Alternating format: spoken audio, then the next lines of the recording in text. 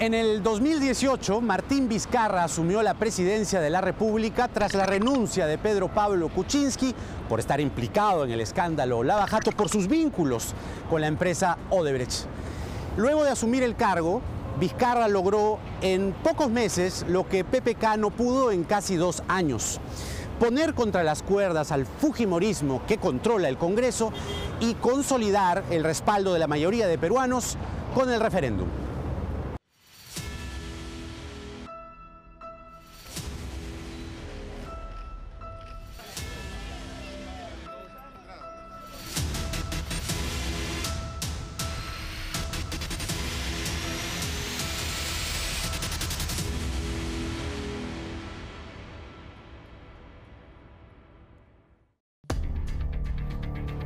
La tarde del viernes 23 de marzo del 2018, Martín Vizcarra se convirtió en el presidente constitucional número 61 de la historia del Perú republicano.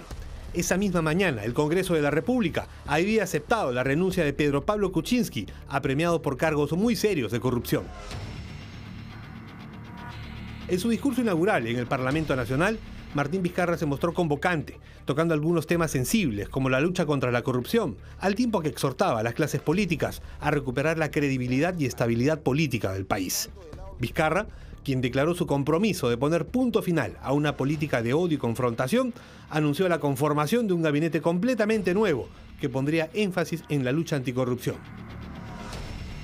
No va a temblarnos la mano para llevar adelante las medidas necesarias para sacar al Perú de la situación actual. Llegó el momento de decir basta. Hay mucho por hacer en nuestro país. Tengo claro lo que hay que hacer y cómo hacerlo. 4 días después, el 27 de marzo, Edmer Trujillo juramentó como nuevo ministro de Transportes, debido a que Bruno Yufra, el titular en funciones, estaba cuestionado por supuestamente haber ofrecido obras a congresistas a cambio de votar contra la vacancia de PPK. El 2 de abril, juramentó el nuevo gabinete ministerial en una ceremonia realizada en el patio de honor de Palacio de Gobierno.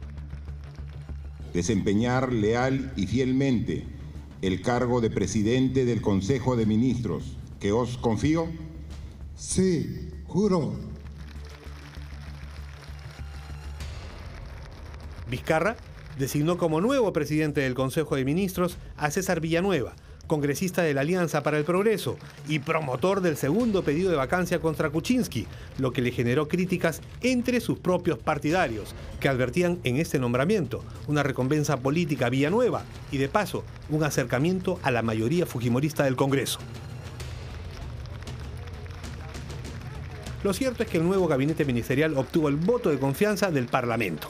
En ese sentido, uno de los primeros retos de su administración fue superar la animadversión de su propia bancada y de la vicepresidenta Mercedes Arauz, quien en las semanas previas a su llegada a Palacio de Gobierno señaló hasta en 3 oportunidades que Vizcarra debía renunciar si PPK dejaba la presidencia.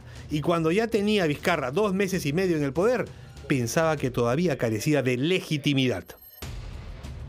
Difíciles, ¿no? Porque tiene que ganarse una legitimidad que todavía no la tiene.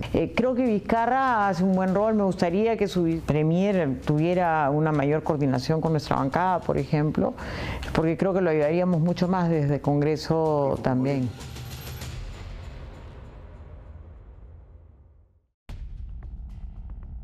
Su oposición a la denominada Ley Mulder, ley que prohibía la publicidad de las instituciones del Estado en medios de comunicación privados, nos mostró por primera vez a un presidente firme ante un Congreso que exhibía la fortaleza de la mayoría fujimorista en alianza con la experimentada bancada del partido aprista. Prohíbe usar al gobierno, al Estado, los medios de comunicación para dar a conocer lo que está haciendo, nos parece que no es adecuado. No estamos de acuerdo en esa medida. Luego, el 7 de julio, estalló el escándalo de los audios que involucraban a los magistrados del Consejo Nacional de la Magistratura, al presidente de la Corte Superior de Justicia del Callao, Walter Ríos, y al vocal supremo, César Inostroza.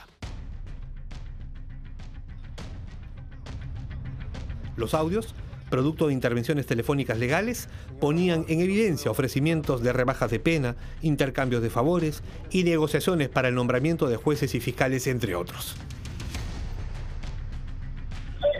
años. 11 añitos.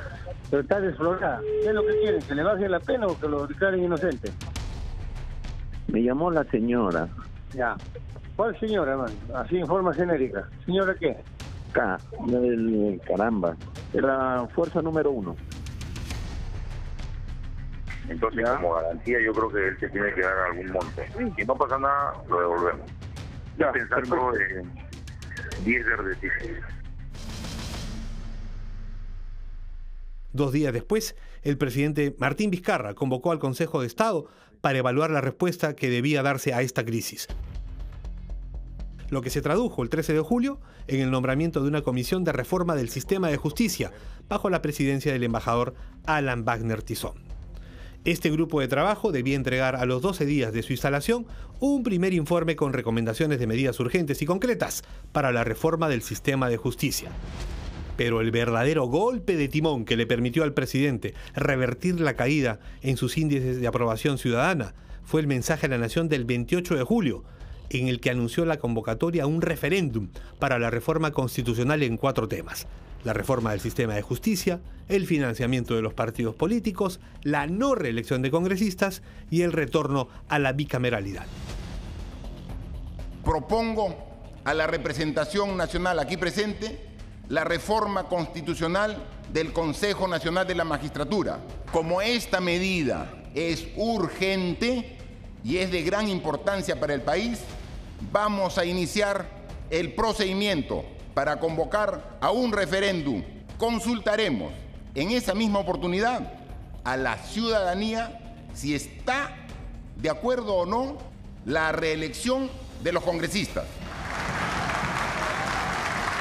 Eso implicaba un rompimiento con el fujimorismo que controla el Congreso y que solo un mes antes le había concedido facultades legislativas en materia tributaria, financiera, de reconstrucción y lucha contra la corrupción, entre otros temas.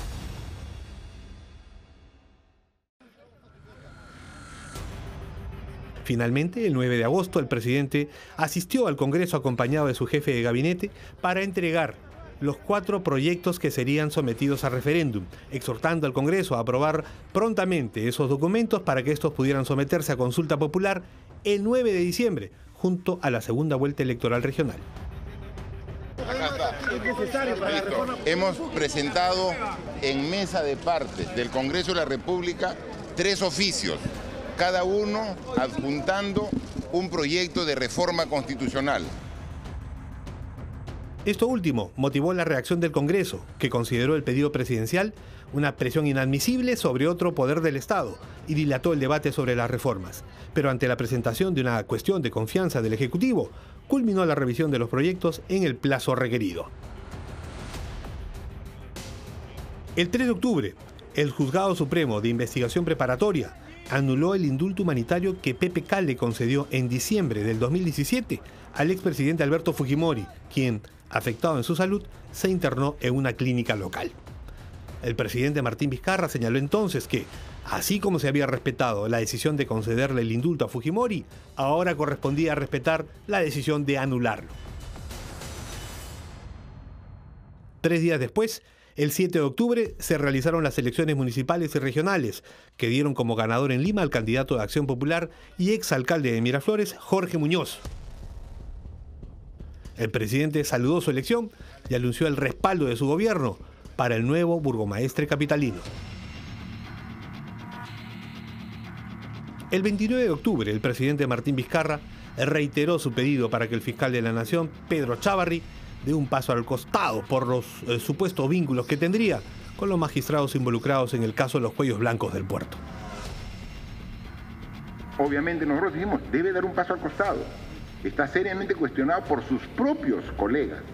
Le han pedido a su jefe que dé un paso al costado. La ciudadanía le ha pedido que dé un paso al costado.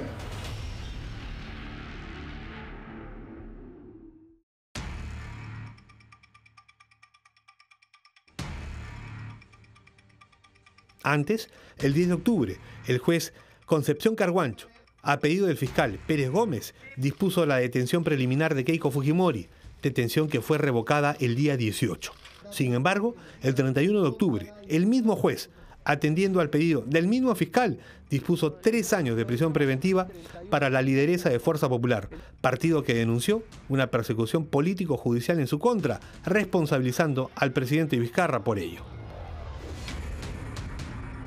2 semanas después, el expresidente Alan García retornaba al Perú para atender una nueva citación fiscal por el caso Odebrecht. La audiencia se suspendió y en su lugar se emitió una orden de impedimento de salida del país en su contra. 3 días después, el 18 de noviembre, Alan García ingresó a la residencia del embajador uruguayo en Lima para solicitar asilo diplomático, aludiendo a una persecución política en su contra. El 3 de diciembre, el gobierno uruguayo anunció su decisión de negar el asilo solicitado por considerar que no existía tal persecución política, lo que fue agradecido públicamente por el gobierno de Martín Vizcarra.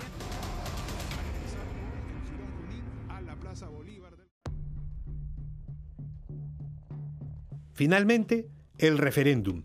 El domingo 9 de diciembre se realizó el referéndum y segunda vuelta electoral en 15 regiones de nuestro país. El resultado estaba cantado. Un respaldo mayoritario a las propuestas del gobierno que supo sintonizar con el enorme descontento popular hacia la clase política en general y al Congreso en particular. Hoy ganó el Perú. Tenemos mucho trabajo por hacer para llevar bienestar a todos los peruanos.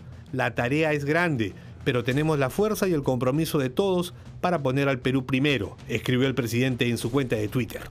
Esa es la tarea para el 2019.